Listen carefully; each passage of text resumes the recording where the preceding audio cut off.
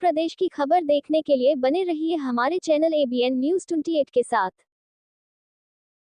नमस्कार, मैं हूँ प्रशस्ति तिवारी, आप देख न्यूज चैनल। चलते हैं आज की खास खबर की ओर। कानपुर ऑपरेशन महाकाल के तहत हुई पहली बड़ी कार्यवाही। बीजेपी नेता रवि सतीजा मामले में अखिलेश दुबे व लवी मिश्रा गिरफ्तार। रेप के केस में फंसाकर मांगी थी 50 लाख की रंगदारी। भाजपा नेता रवि सतीजा पर 4 जनवरी 2024 को पॉस्को एक्ट में रिपोर्ट दर्ज कराई गई थी। रवि सतीजा ने विधायकों से लेकर सांसद तक गुहार लगाए। फिर आला अधिकारियों के आदेश के बाद SIT का गठन हुआ। रवि सतीजा ने SIT से शिकायत की। 50 लाख रंगदारी वसूलने के लिए उन्हें झूठे रेप के मामले में फंसाया गया। जांच में यह बात सही साबित हुई। इसके बाद रवि सतीजा की तहरीर पर अखिलेश दुबे, निशा कुनारी, गीता कुमारी, विमल यादव, अभिषेक बाजपेयी, शैलेंद्र यादव, लवी मिश्रा व अज्ञात के खिलाफ रिपोर्ट दर्ज की गई। अधिवक्ता अखिलेश दुबे और लवी मिश्रा भेजे गए जेल। भारी पुलिस फोर्स की मौजूदगी में CMM कोर्ट में हुई पेशी। CMM कोर्ट के आदेश पर पुलिस ने भेजा जेल। बाइट बीजेपी नेता Ravi Satija. Bite Dipendranath Chaudhary DCP south. आप देख रहे हैं ABN न्यूज 28। संवाददाता सनी कुमार। भैया, प्रकरण ये है कि कुछ हमारे संपत्ति विवाद माननीय न्यायालय में चल रहे थे, तो उस दौरान मुझे एक धमकी दी गई थी कि अगर ये मुकदमे वापस नहीं लोगे तो पॉक्सो एक्ट में फंसवा देंगे। और जब हमने कहा कि भैया हमने क्या गलती करी और पॉक्सो एक्ट में हमें कैसे फंसा दोगे, तो मालूम हुआ कि वो लोगों ने, जो माफिया ग्रुप है, वो उस्मानपुर में डेरे वाली शातिर अपराधी लड़कियां उन्होंने रखी हुई हैं, उनके माध्यम से पॉक्सो एक्ट में फंसा देते हैं। पहले भी कई लोगों को फंसाया है, जैसा मुझे संज्ञान में आया है। और फिर उनसे बहुत लंबी वसूली की गई। एक से 20 करोड़ मांगे गए, एक से 6 करोड़ मांगे गए, और एक से जिससे 20 करोड़ मांगे गए थे वो लगभग 1.5 साल लड़का जेल में सड़ा जिसने कुछ नहीं किया था।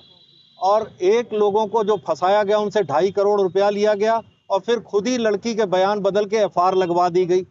ये सब प्रकरण मुझे जब संज्ञान में आया तो इसी तरह मुझे भी फंसाया गया, और फंसा देने के बाद में लास्ट में मुझसे लगभग 50 लाख रुपए की डिमांड की गई थी। मैं पूरी नहीं कर सकता था भैया। और ये योगी मोदी की सरकार है जो मुझे न्याय मिला है। पॉक्सो एक्ट में फंसा हुआ कोई भी व्यक्ति, मैंने पूरे देश में सर्च किया है, सबको जेल जाना पड़ा, किसी को निजात इससे नहीं मिली है। लेकिन मुझे विश्वास था योगी और मोदी की सरकार पर और पुलिस प्रशासन पर। जिस तरीके से सख्ती से पुलिस प्रशासन ने विवेचना की, मैं यही चाहता था। जिस समय मेरा नाम अखबारों में छापा गया कि दुष्कर्म के मामले में भाजपा नेता रवि सतीजा के ऊपर FIR की गई है, मैं खून के आंसू रो रहा था।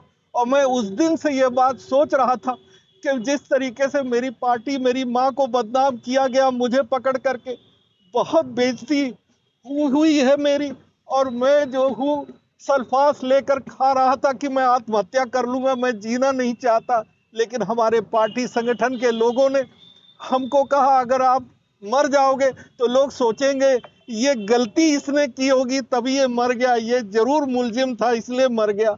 लेकिन जीते जी लड़ाई लड़ो। मैं लड़ाई लड़ता रहा। मैंने प्रधानमंत्री जी को पत्र लिखा, मैंने मुख्यमंत्री जी को पत्र लिखा, मुख्यमंत्री जी से भी मिलकर मैंने गुहार लगाई कि मैंने कुछ नहीं किया है। और यहाँ के पुलिस कमिश्नर साहब को जब मैंने कहा था, उन्होंने सख्ती से विवेचना कराई। सच्चाई को सामने लाने के लिए उन्होंने बहुत सख्ती से विवेचना कराई और सारी सच्चाई सामने आ गई। दूध का दूध और पानी का पानी हो गया कि माफिया लोगों ने ये उस्मानपुर में लड़कियां रखी हुई हैं, जिसके माध्यम से अच्छे बड़े भोले भाले लोगों को फंसाकर उनसे करोड़ों रुपए की वसूली करते हैं। 40 वर्षों से यह व्यापार चल रहा था, जिसमें कुछ अधिवक्ता भी शामिल हैं, कुछ विपक्ष के नेता और कुछ पुलिस के लोग भी उसमें मिले हुए थे, कुछ पत्रकार भी उनकी मदद करते थे। षड्यंत्र की जानकारी कब और कैसे हुई? किस चीज के खिलाफ ये षड्यंत्र किया गया, वसूली का पूरा प्लान बनाया गया? ये जानकारी हमको हुई है भैया। एक बार हमको फोन आया 1 जनवरी 2024 को, और हमको बहुत धमकियां दी गई। लगभग 3 मिनट तक फोन पे हमको निरंतर धमकियां मिली। मैंने कहा भैया मैंने किया क्या है? बोले ज्यादा ज्ञान ना दो, अब देखना तुम्हारा क्या होता है।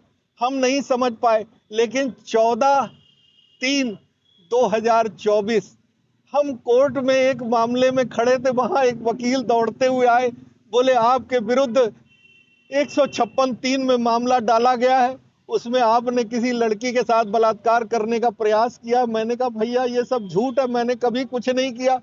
हमने कहा किसी तरीके से वो कॉपी निकाल ला। वो वहां से कॉपी निकाल के उसकी फोटो कॉपी जब लाए तो मैं सीधे पुलिस कमिश्नर के वहां गया और कार्यालय पर, और मैंने आग्रह किया कि साहब देखो मैंने अगर कुछ किया हो तो फांसी पे चढ़ा दो, और अन्यथा इसकी सख्ती से जांच कराओ, ये कौन लोग हैं जो इस तरीके की हरकत कर रहे हैं मेरे साथ। और जब सख्ती से जांच हुई उसके बाद मेरे विरुद्ध कोर्ट से ऑर्डर करा के एफआईआर कराई गई, और एफआईआर कराई गई लगभग 8-9 महीने के बाद। जिस जगह की घटना दर्शाई गई है वहां 18 सीसीटीवी फुटेज कैमरे लगे हुए। अब अगर वो लोग पुलिस को देते तो पुलिस तुरंत आ जाती और सारा मामला पकड़ा जाता। इसलिए जानबूझ के 2.5 महीने के बाद कोर्ट में यह मामला प्रेषित किया गया और उसमें लिखा गया कि पुलिस को हमने दरखास्त दी, पुलिस ने सुना नहीं, जबकि पुलिस को कोई दरखास्त नहीं दी गई। मैंने उसकी आरटीआई भी डाली थी, वह भी प्रकरण सामने आया कि निरंतर झूठ था ये सारी चीजें, और जो उन्होंने दस्तावेज प्रेषित किए कोर्ट में वो सब फर्जी थे। लड़की फर्जी थी, उसकी उम्र भी फर्जी थी, सारी चीजें कूट रचित बना करके मुझे फंसाया गया और मैं खून के आंसू रोता रहा। आज आपने मुझे उनके लिए कहा कि वो उनसे रंगदारी कई लोगों से मांगी गई, तो कौन लोग थे, आप किनका नाम ले रहे हैं? मैं अभी उन लोगों का नाम आज नहीं लेना चाहता हूं, वो सारे अपनी अपनी एफआईआर कराएंगे।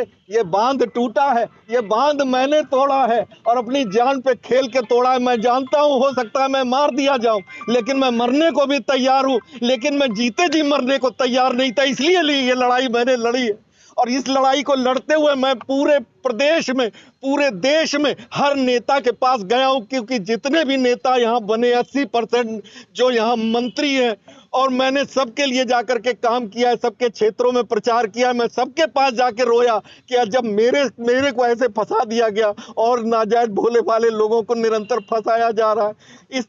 इसको खत्म होना चाहिए, इस जालसाजी को खत्म होना चाहिए, इस गैंग का समापन होना चाहिए। मैं यही लड़ाई लेकर के आज तक लड़ता रहा भैया, और आज मेरी एफआईआर लिखी गई है। मैं पुलिस प्रशासन का धन्यवाद करता हूं कि उन्होंने कार्रवाई की है, और ऐसी कार्रवाई पूरे देश में ऐसे लोगों के ऊपर होनी चाहिए जो ऐसा गैंग बनाकर लोगों को फंसा करके उनका जीवन बर्बाद करने में लगे हुए। जो गिरोह चलाते हो उनकी क्या नाम है? देखिए उसमें एक नाम जो है वरिष्ठ नाम है, वो है अखिलेश दुबे, और इन्होंने ही 1 जनवरी 2024 को मुझे व्हाट्सएप कॉलिंग पे फोन करके 8:45 बजे लगभग 3 मिनट तक मुझे उन्होंने हड़काया और धमकाया था भैया।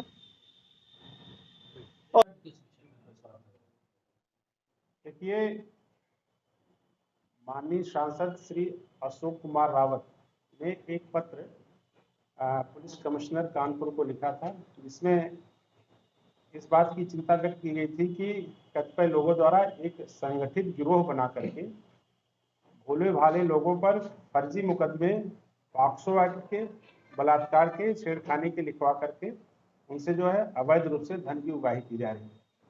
इस शिकायत के संदर्भ में पुलिस आयुक्त महोदय ने 3/3/25 को एक एसआईटी का गठन किया गया था, और यह एसआईटी पुलिस उपायुक्त अपराध के नेतृत्व में गठित की गई थी, जिसमें विभिन्न शिकायतें इस क्रम में प्राप्त हुई थी। इसमें सबसे प्रमुख शिकायत श्री रवि सतीजा, जो मूल रूप से थाना बर्रा के रहने वाले हैं, उनके द्वारा एक शिकायत दर्ज कराई गई थी, और उनका आरोप था कि कतिपय लोगों द्वारा उनसे पैसा वसूलने के उद्देश्य से थाना बर्रा पर मुकदमा अपराध संख्या 563/24, धारा 376 एवं पॉक्सो एक्ट में दर्ज कराया गया। इसमें पुलिस की विवेचना में किसी प्रकार का साक्ष्य नहीं पाया गया, और सारे इलेक्ट्रॉनिक एविडेंस, सारे भौतिक एविडेंस, अन्य जो भी साक्षियों के इसमें बयान अंकित किए गए थे, और उस आधार पर इस अभियोग को एफआईआर एक्सपेंस कर दिया गया। बाद में यह प्रकरण न्यायालय में गया, तो वादी का यह आरोप है कि उस मुकदमे में समझौता कराने के लिए मुझसे 50 लाख रुपए की रंगदारी मांगी जा रही थी। एवं वहां पर जो पीड़िता थी उसको कभी भी एसआईटी के समक्ष प्रस्तुत नहीं किया गया एवं पीड़िता के फर्जी हस्ताक्षर बना करके एक एफिडेविट माननीय न्यायालय में दाखिल कर दिया गया। इन सारे आरोपों के क्रम में आज श्री रवि सतीजा जी थाने में उपस्थित आए और उन्होंने एक तहरीर थाना बर्रा पर दी, जिसके क्रम में अपराध संख्या 207/25 जो मूल रूप से बीएनएस की धारा 308, 338, 336, 340, 351 एवं 329 के तहत दर्ज की गई है। इसमें बेसिकली एक्सटॉर्शन की धाराएं हैं और कूट रचित दस्तावेज एवं कब्जेदारी, मारपीट, गाली गलौज, जान से मारने की धमकी के आरोप इसमें लगाए गए हैं। ये अभियोग थाना बर्रा पे आज दर्ज किया गया है। इसमें जो नामित अभियुक्त हैं श्री अखिलेश दुबे, निशा कुमारी, गीता कुमारी, विमल यादव, अभिषेक वाजपेयी, शैलेंद्र यादव उर्फ टोनू यादव एवं लवी मिश्रा एवं उनके अन्य सहयोगीगण। आज एसआईटी के द्वारा इसी क्रम में श्री अखिलेश दुबे से पूछताछ की जा रही थी। मुकदमा दर्ज होने के पश्चात वादी ने एक एप्लीकेशन दी और उसने एक यह प्रार्थना की कि इस अभियोग की विवेचना किसी अन्य थाने से कराई जाए। उस अनुरोध के क्रम में उच्च स्तर से जो निर्देश प्राप्त हुआ उसमें इस विवेचना का ट्रांसफर श्री शरद तिलारा प्रभारी निदेशक नौबस्ता को ये विवेचना दी गई है और उनके द्वारा, उनकी टीम द्वारा अभियुक्त जो उसमें नामित थे उन श्री अखिलेश दुबे से पूछताछ की गई। तो इसमें काफ़ी कुछ तथ्य एवं साक्ष्य उनके विरुद्ध मिले और उसी क्रम में उनको फिर पूछताछ के लिए थाना बर्रा पे लाया गया, जहां पर उनसे और गहराई से पूछताछ गई है। तो ये सारे जो इसमें आरोप थे उसके संबंध में पुष्टिकारक साक्ष्य पाए गए हैं, जिसके आधार पर श्री अखिलेश दुबे की गिरफ्तारी आज की गई है और उनके एक अन्य सहयोगी श्री लवी मिश्रा की भी गिरफ्तारी की गई है। अब इसमें हमारी साक्ष्य संकलन की कार्रवाई जारी है और इसमें हम कल इन दोनों अभियुक्त गणों का मेडिकल परीक्षण कराते हुए उनको न्यायालय के सामने प्रस्तुत करेंगे। हमारे चैनल को लाइक करें और सब्सक्राइब करना ना भूलें।